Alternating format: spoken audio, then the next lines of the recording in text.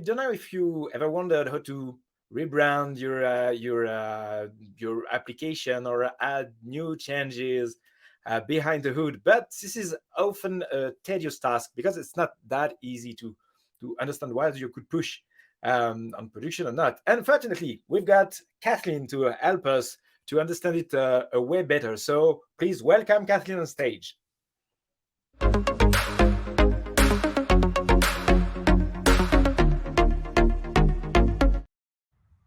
Hey, Kathleen, how are you? I'm well. How are you? Oh, I'm really fine, really good. This is a really nice day, so I'm really, really happy and really happy to be with you today, to have you today on stage because we won't met for we didn't met for I don't know 2 years, 3 years. I can't recall.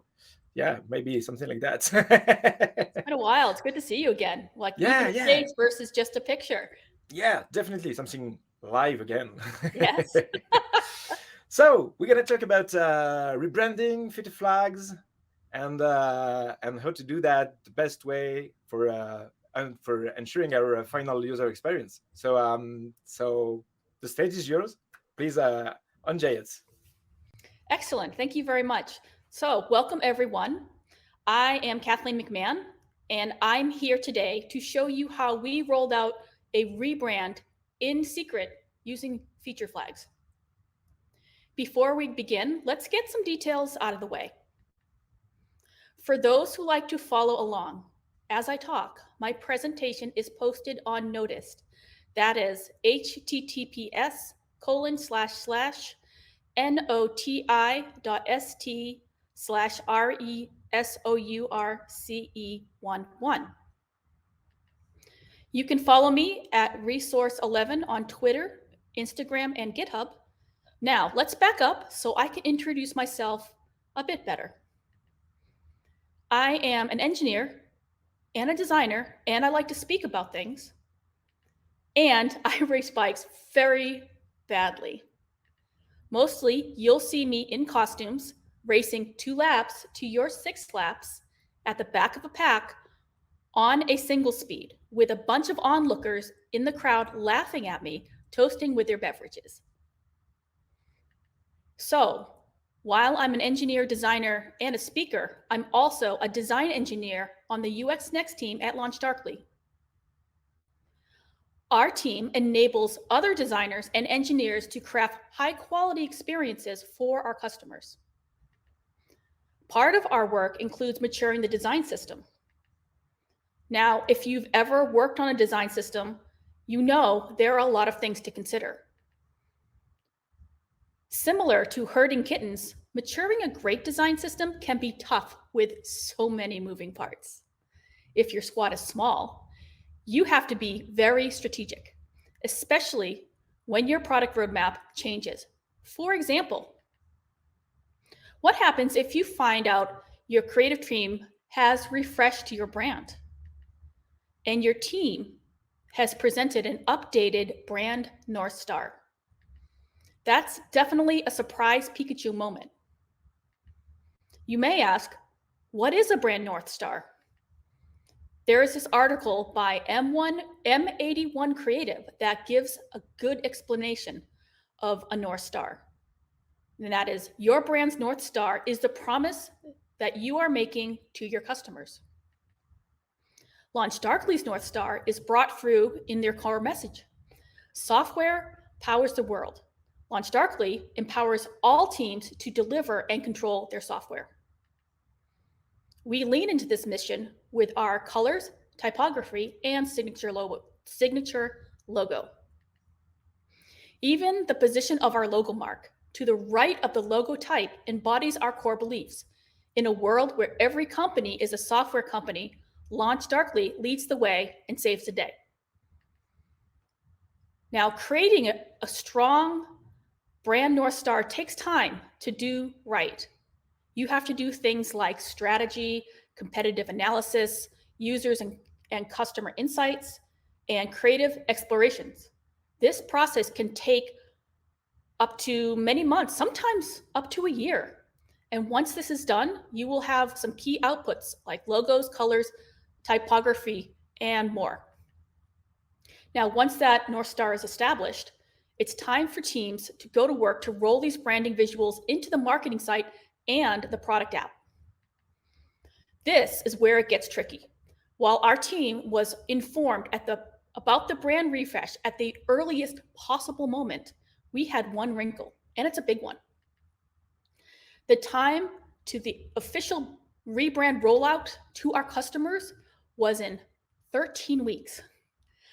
And it's a secret project for most of the company.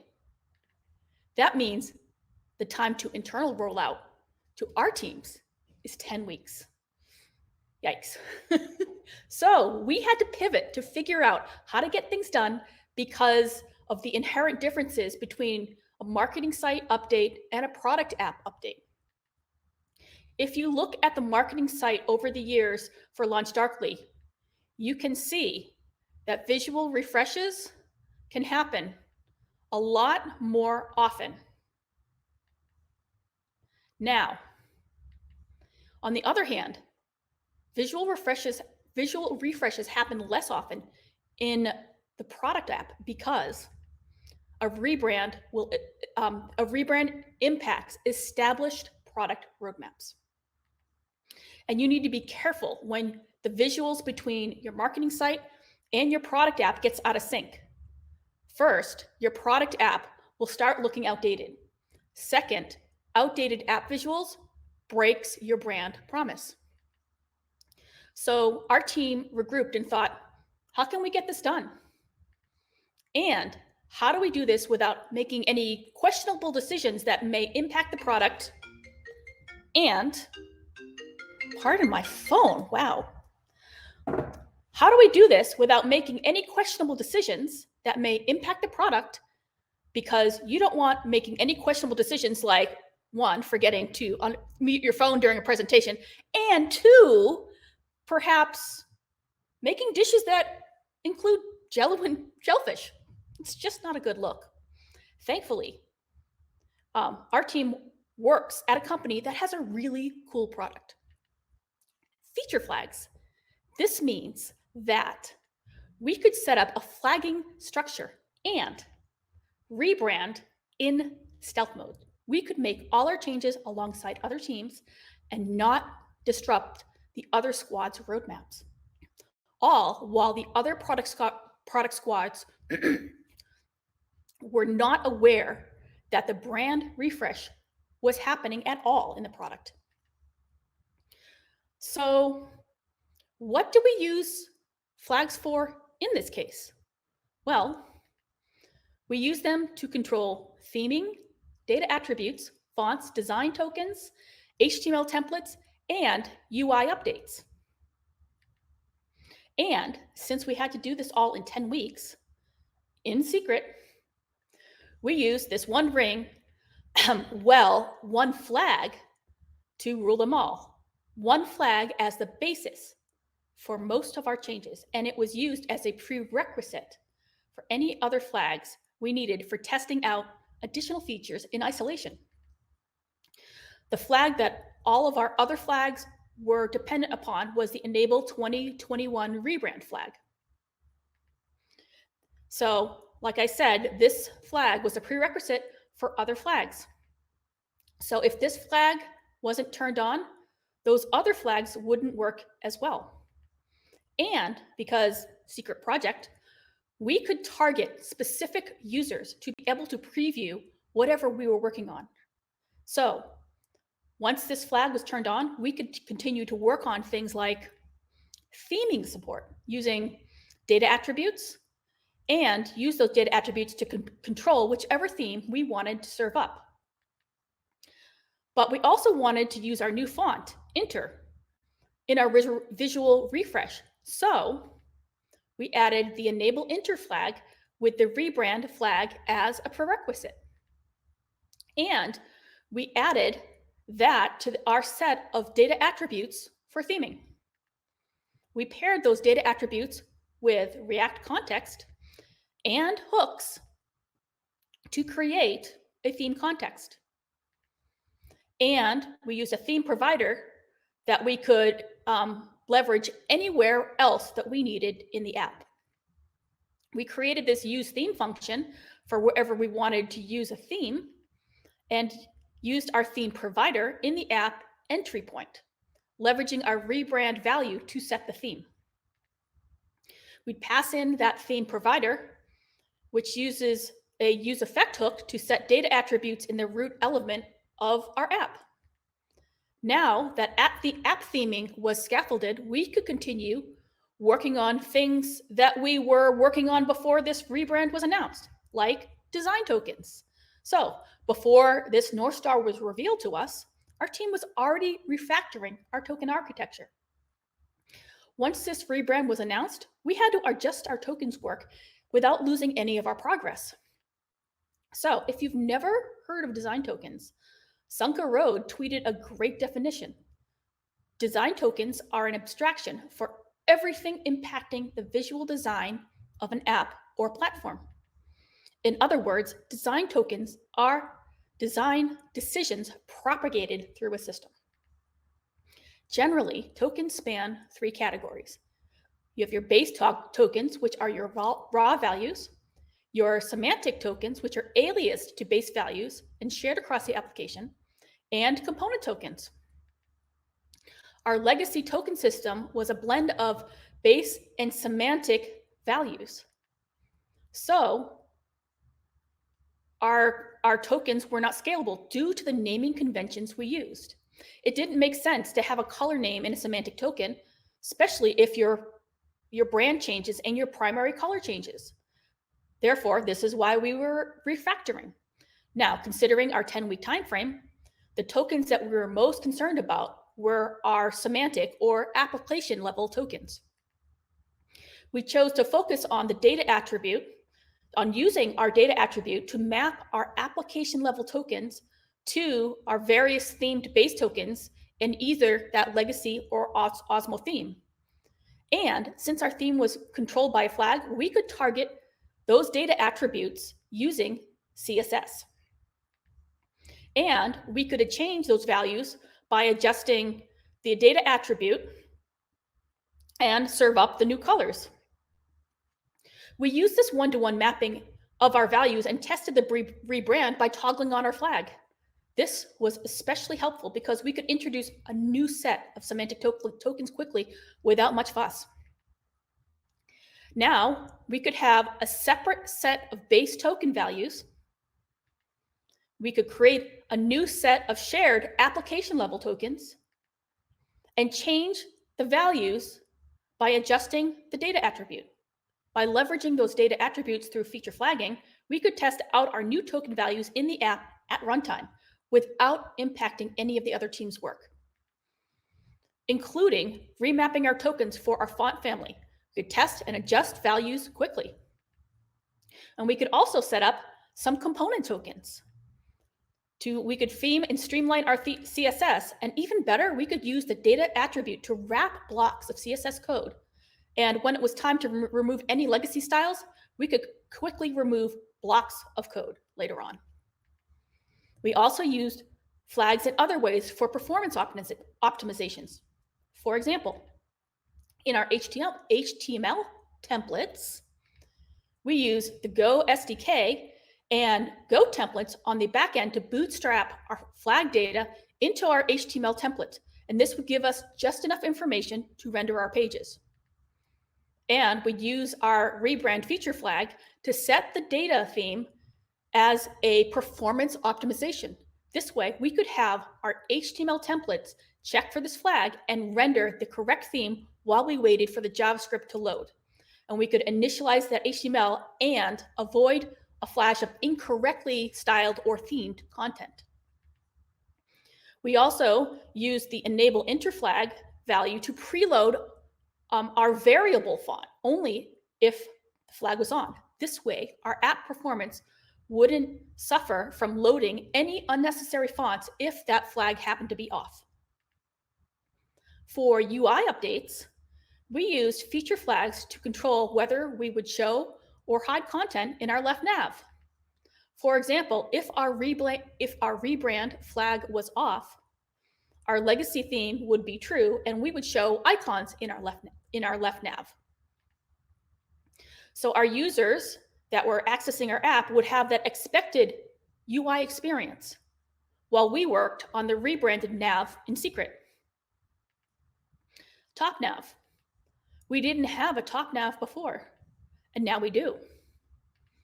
By adding a top bar spike flag, we could add the top nav into our rebranded UI by turning on that flag. And since this flag was dependent on the rebrand flag, we could test this in isolation. Environment switcher. With Launch Darkly, whenever you create a new project, you get two default environments, production and test, and they are set to specific colors by default. We wanted to test out our new default environment colors, so we created, the Rebrand environment colors multivariate flag. Now with this flag, we could use blocks of JSON in our variations to test out color combinations on the fly. So these, we could test out different hex values, test it out right in the app, and we could use Go to store the values. Lastly, Favicons. It's always a nice touch to have your Favicons ready to go when you roll out your rebrand, rather than scrambling to update at the very last moment, especially if you're using Favicons in more than one environment.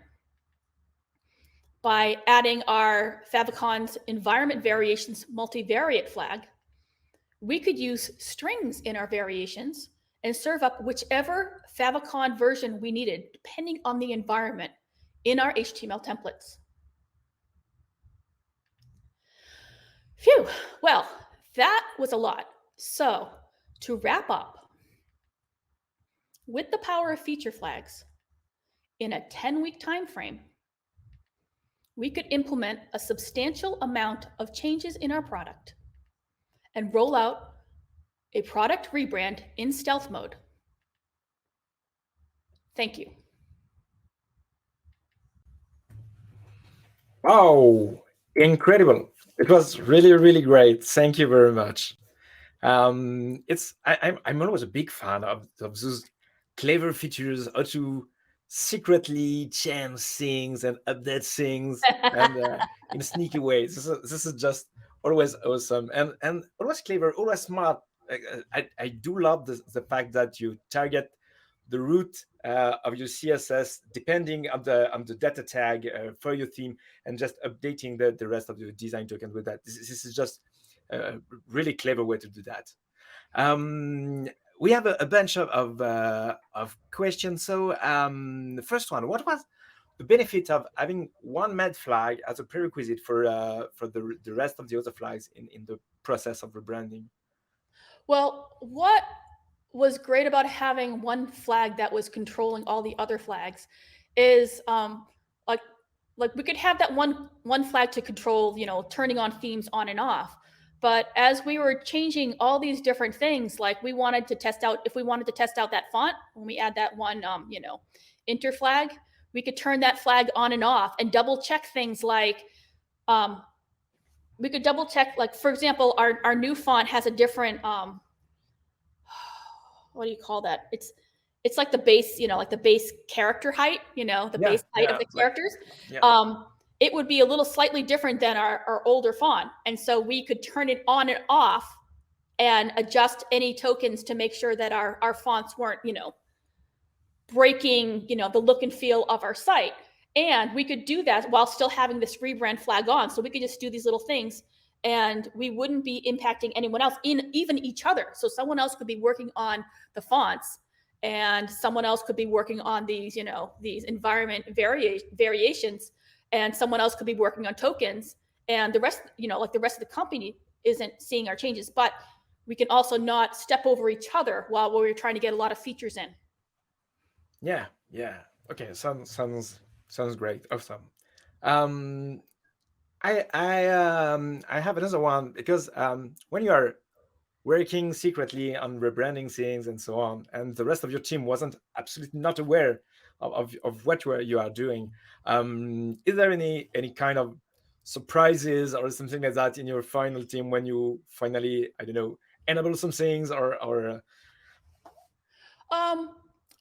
there you realize pretty quickly who are using design tokens and who are not. Like, who, you know, like, you know what I mean? Like sometimes you have design tokens set up, and sometimes you'll notice that there's certain areas where you're like, oh, we'll just flip this thing on and everything will work. Like, what? Wait, someone hard coded a hex value over here. So you have to go over there and, and add a token in. So there are like little surprises like that where you learn like where your opportunities to clean up some tech debt on the way while you're trying to roll out a rebrand. And is it I don't know, a good way to onboard the rest of your team or work to work with design systems and design tokens and so on, because this is always something quite difficult for developers because when you are working on a dedicated tech stack and you're accustomed to this one and you want to update the way you are working with it, especially to work with the rest of the design teams and designers and so on, jumping into the design system and design token world isn't that easy. Is it a good way to help people to better understand the benefits of design tokens by doing this rebranding and showing them how better it could be? Yes. So especially when, like, while we were already doing this tokens work, while we were, already doing tokens work while this rebrand was, revealed to us, like, hey, this needs to happen too. And you're like, okay, well, let's figure out how to do this. But one thing we were doing was we were trying to establish component tokens. And so what we could do is we could set up, these like component token values and point them to base values and sometimes semantic values. And then when we turned the flag on and we let everyone know, like, one, we got a lot of good feedback, like, wow, this is amazing. But then they could look at the code and go, oh, so rather than just using these semantic tokens, you have these component level tokens that it's really nice where you could take things and have these variables and values and update things pretty quickly, which makes the developers pretty happy because efficiency. Yeah, always. Who doesn't love efficiency? I do. Okay, awesome. It was really great. Thank you very much for being here today for the conference. It was really, really cool to be able to see you again. And I hope you enjoyed it. Enjoy the rest of the conference, and see you hopefully in the real world sometimes soon, I guess. That would be fantastic. It's been an honor to be invited to speak here. Thank you. Thank you for being here. Enjoy the rest of your day. Bye-bye. Yes. Bye-bye.